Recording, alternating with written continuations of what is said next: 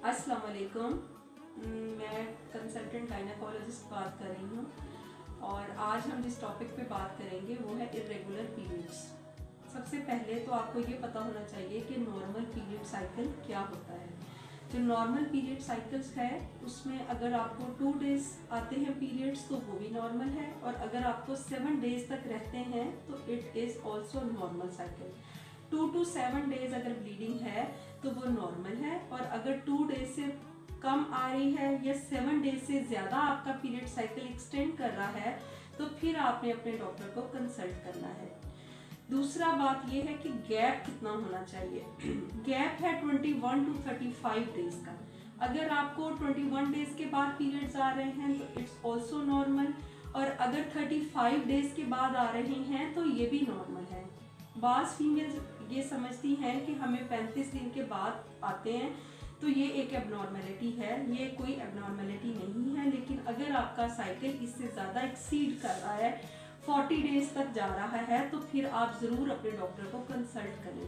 तो नॉर्मल जो आपका साइकिल है वो 2 to 7 है, और 21 दिन बाद या 35 दिन बाद आए तो इसको एक नॉर्मल साइकिल कंसीडर किया जाता है।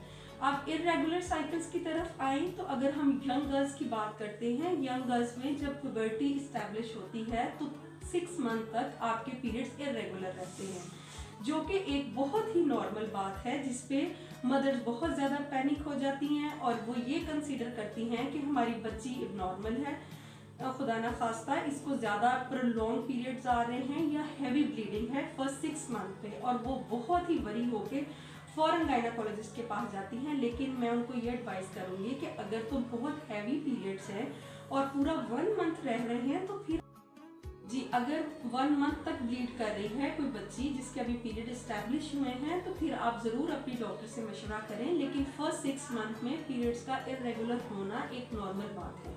अगर 6 मंथ से ज़्यादा एक्सीड कर रहे हैं तो फिर आप डॉक्टर से ज़रूर रुजू करें।